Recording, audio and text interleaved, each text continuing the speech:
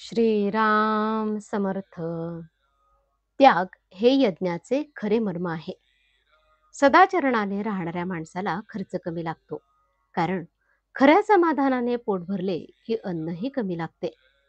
मी हे वारंवार सांगतो, कारण सदाचरणाचे नीतिधर्माचे आचरण हाच परमार्थाच्या इमारतीचा पाया आहे.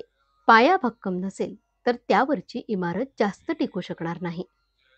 त्याप्रमाणे नीती जर सांभाळली नाही तर पुढच्या कर्माचा फारसा उपयोग होत नाही. परस्त्री माते समान माना. परद्रव्याची अभिलाषा बाळगू नका आणि परनिंदेला विष्ठा समजून त्याग करा.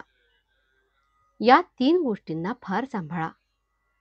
परमार्थाची इमारत या 3 गोष्टींवर उभी करायची आहे. नुसता पाया बांधून ज्याप्रमाणे घरात राहता येत नाही, त्याचप्रमाणे पायाशिवाय इमारतही उभी करता येत नाही.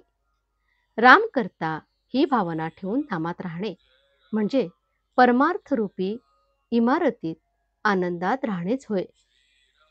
व्यावहारिक मोठेपण बाजूला ठेवा आणि देवाला अनन्य भावाने शरण जा. देवाला शरण जाताना सर्व विसरून जा.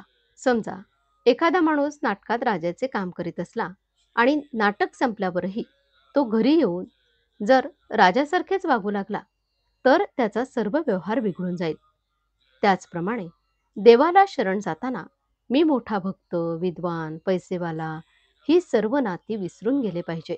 कर्माचे फळ आपल्या हातचे नाही म्हणून त्याची काळजी करू नये.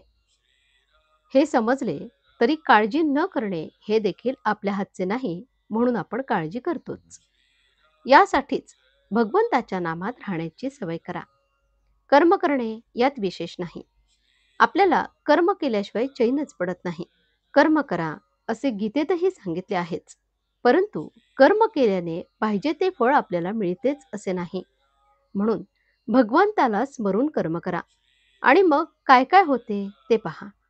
तेच निष्काम कर्म.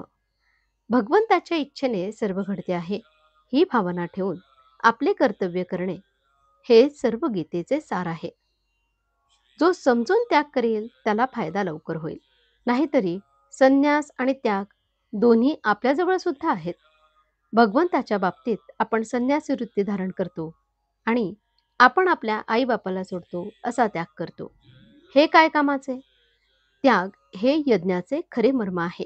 भगवंताच्या प्राप्तीच्या आड जे जे येते ते ते टाकणे म्हणजे यज्ञ करणे होय. या यज्ञामध्ये वासनांची आहुती द्यावी.